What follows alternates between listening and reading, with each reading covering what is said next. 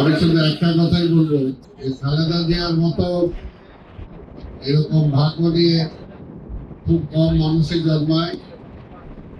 তিনি একজন ভাগ্যবতী মহিলা এবং তিনি একজন সফল মহিলা, আমার নেতা হিসাবে সফল, একজন মা হিসাবে সফল, একজন প্রধানমন্ত্রী হিসাবে সফল, অর্থাৎ জীবনের প্রতিটা ক্ষেত্রেই তিনি সফলতা পেয়েছেন। এরকম পরিবার আর খুঁজে পাওয়া যাবে যার স্বামী ছিল এই দেশের রাষ্ট্রপতি, তিনি ছিলেন বাংলাদেশের প্রধানমন্ত্রী, আমার ইনশাআল্লাহ তার সন্তান হবে বাংলাদেশের প্রধানমন্ত্রী। এবং সফলতার সাথে এই দেশে তার স্বামী একসময় দেশের স্বাধীনতা ঘোষণা দিয়েছে, দুঃসময় এই দেশের দায়িত্ব নিয়েছে, এই দেশে গণতন্ত্র ফিরিয়ে দিয়েছে। আবার তার স্ত্রী হিসাবে সেই সময় যখন তাকে হত্যা করা হয়, তারপরে তিনি এই দলের দায়িত্ব নিয়েছিলেন।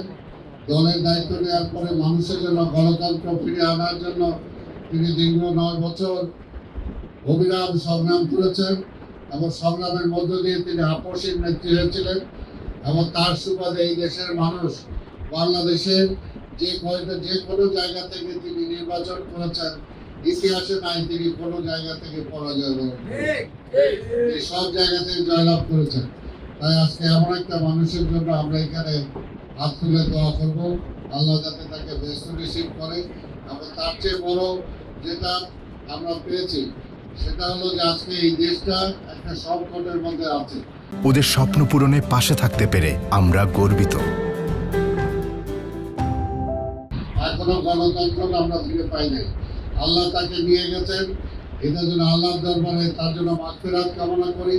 পাশাপাশি আল্লাহর দরবারে শুকরিয়া আদায় করি যে তিনি যাওয়ার আগে তার সন্তানকে তিনি তৈরি করে দিয়ে গেছেন এই দেশের নেতৃত্ব দেওয়ার জন্য।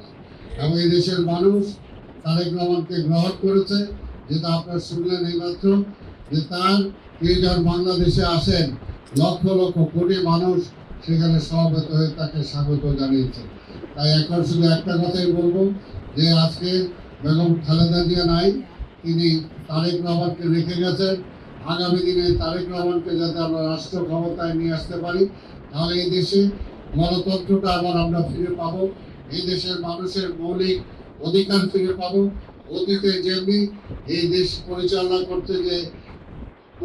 করতে যে আমাদের সাবেক রাষ্ট্রপতি আমাদের জিয়াউর রহমান সাহেব যেভাবে দেশ পরিচালনা করেছেন, মানুষের প্রতিটা জিনিস মানুষের দ্বার গোড়ায় পৌঁছে দিয়েছিলেন, ঠিক তেমনিভাবে বেগম খালেদা জিয়া যেমনিভাবে মানুষের দ্বার গোড়ায় পৌঁছে গিয়েছিলেন এবং মানুষের ভালোবাসা দিয়ে এই দেশটা পরিচালনা করেছেন।